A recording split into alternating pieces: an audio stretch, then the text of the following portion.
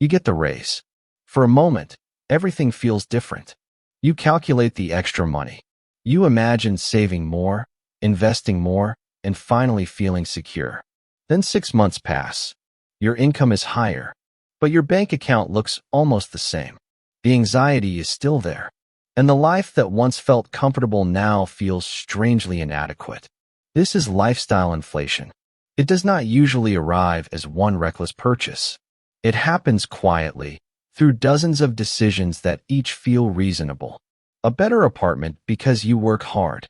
A newer car because the old one feels embarrassing. More expensive restaurants because that is where your colleagues go.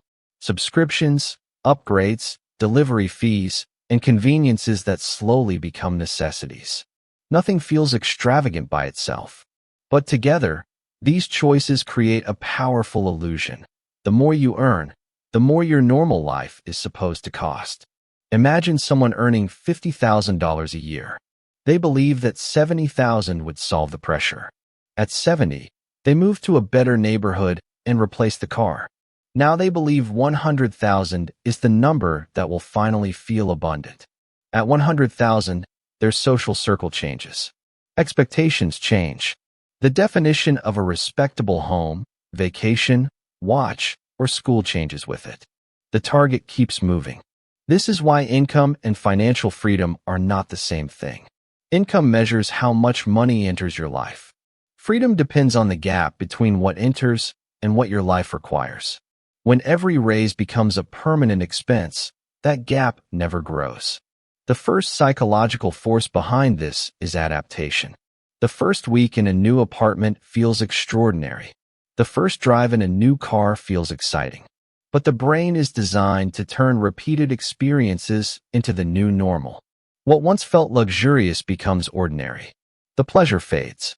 The payment remains.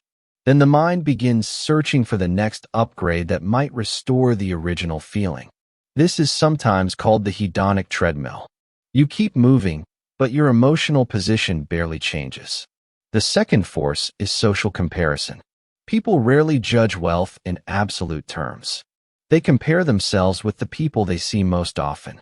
When your income rises, you may enter new professional and social environments. Suddenly, the comparison group changes. The car that once represented success now looks average in the office parking lot. The vacation that once felt special looks modest beside someone else's carefully selected photographs. Your life did not become worse. Your reference point moved upward, and comparison has no natural finish line.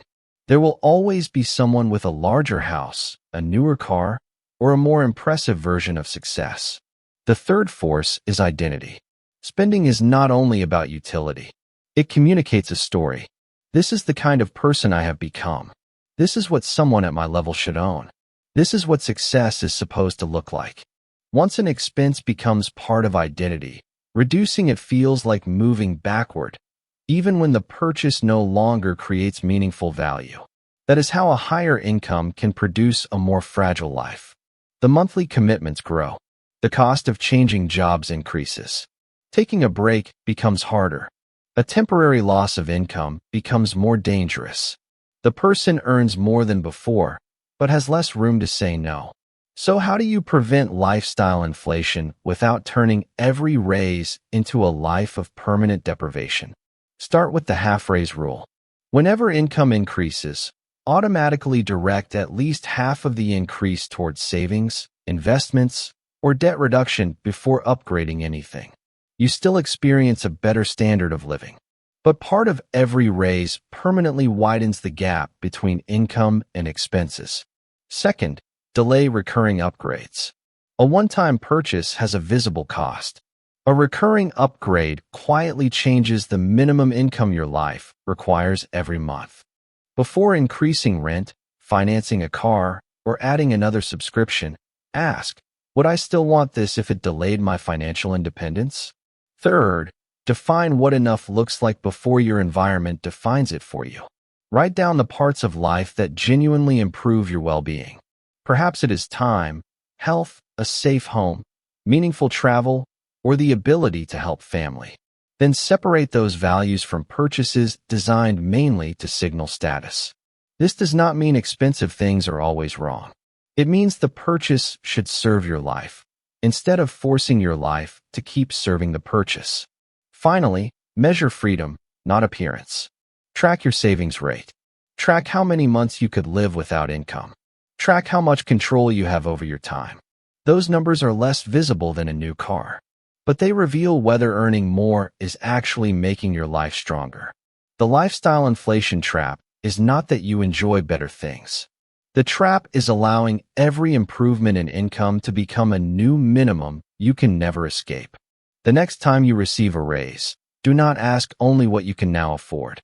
Ask how much freedom this money could buy before it disappears into a more expensive version of normal. Because feeling rich is not determined by how impressive your life looks. It is determined by how much of your life you still control. This video is for educational purposes only and is not financial advice.